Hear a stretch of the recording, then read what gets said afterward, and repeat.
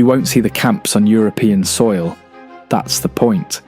The migrants are out of sight, and increasingly out of mind. But Europe still controls the fences. They're just in someone else's backyard. This is the hidden architecture of Europe's migration strategy. Not to stop migration, but to displace it. Out of the headlines, out of the courts, out of the legal obligations that come with hosting people in need. The method? Outsourcing.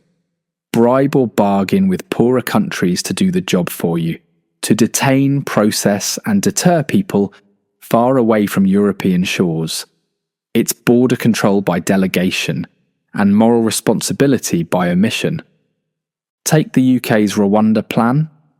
Originally conceived under Boris Johnson and stubbornly pushed through by Rishi Sunak, it's now something Keir Starmer's government has inherited with a mixture of unease and political calculation.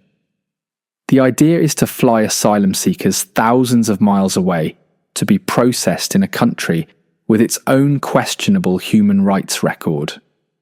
Rwanda gets the money, initially £140 million up front, with vague promises of economic development. The UK gets the optics, tough on migration, decisive, in control. The people being deported, they're not citizens, not voters, and conveniently not visible once they're gone. Keir Starmer is reportedly considering Kosovo as a potential destination. Kosovo, one of the poorest parts of Europe, still grappling with its post-war identity and status.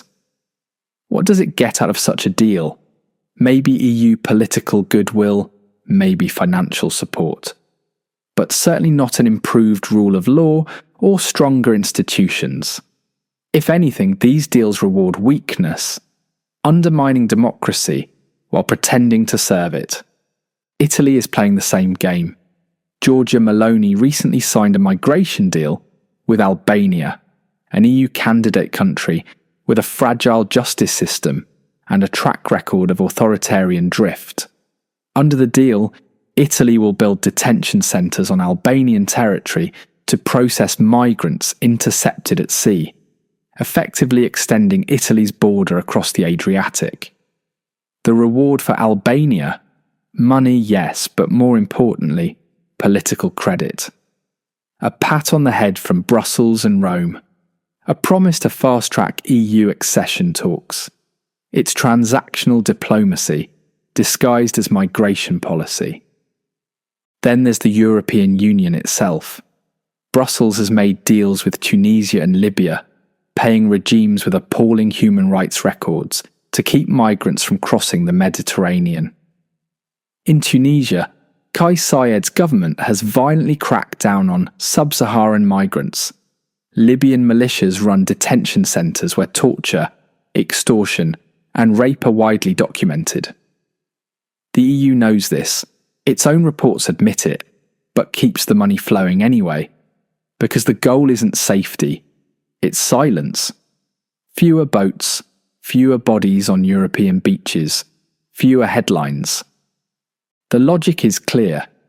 Europe gets to claim it's respecting international law while ensuring that the actual violations happen somewhere else, outside its borders, its courts and its cameras. These aren't migration policies, they're political performances, carefully staged to placate domestic audiences, shift blame, and kick the moral can down the road. Supporters say it's about deterrence, that if people know they'll end up in Rwanda or Albania instead of London or Milan, they'll stop trying. But the reality is messier. These deals don't address the reasons people flee: war, poverty, persecution. They just make the journeys more dangerous. Smugglers adapt, routes change, people disappear. The flows don't stop, they just stop being visible to Europeans. And behind it all, there's a booming business. Outsourcing means contracts. It means private firms running detention centres, security companies managing borders, and NGOs, once focused on human rights, now policing migrant flows. An entire industry has emerged around this strategy. An economy of exclusion, funded by European taxpayers under the banner of national security. For the countries on the receiving end, these deals are rarely made from a position of strength. Rwanda takes the money, Tunisia takes the deal, Albania takes the political favour. Some of these regimes see it as a bribe, easy cash with little oversight. Others see it as leverage, a way to trade compliance for legitimacy.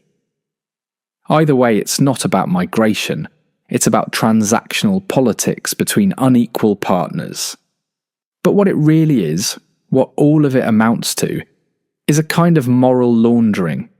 Europe doesn't want to be seen as cruel, so it pays others to be cruel on its behalf. It wants to defend human rights at home while violating them abroad. It wants to keep migrants out without looking like it's doing so. And it's working, at least politically. Except, of course, it isn't, because none of this solves the real crisis: a broken asylum system, unequal global development, climate displacement, and the long-term demographic pressures driving migration in the first place. What it does is hide the symptoms and let the disease spread somewhere else. Outsourcing detention doesn't make migration go away. It just makes it easier for politicians to pretend it isn't happening. And in doing so, Europe isn't just exporting people, it's exporting accountability. That might be politically convenient, but it's morally bankrupt.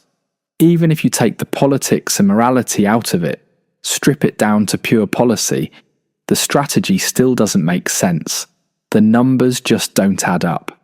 Europe receives hundreds of thousands of asylum applications every year. Tens of millions more are displaced globally. The people being shipped off to Rwanda, or held in Albanian camps, or intercepted off the Tunisian coast, they're a drop in the ocean. Symbolic gestures dressed up as systemic solutions, these deals are expensive, legally fragile, and diplomatically volatile. They depend on governments that may fall, regimes that may turn, and legal systems that are already creaking under the weight of international scrutiny. In the UK, the Rwanda plan has already cost millions without a single flight taking off. In Europe, the deals with Tunisia and Libya regularly teeter on the edge of collapse. It's a house of cards, propped up by political desperation more than strategic logic. Worse, this approach solves nothing in the long term. It doesn't address the root causes of migration, conflict, inequality, climate breakdown, or the structural labour needs of ageing European societies. It doesn't build capacity for legal migration or reform asylum systems to be faster and fairer. It just delays the reckoning. It treats migration like a nuisance to be suppressed, rather than a global reality to be managed. So even if your goal is to solve immigration, this isn't it. It's not a solution. It's a spectacle. One that buys political time in the short term while ensuring the long-term problem only gets worse. Out of sight isn't out of system. Eventually the crisis comes home.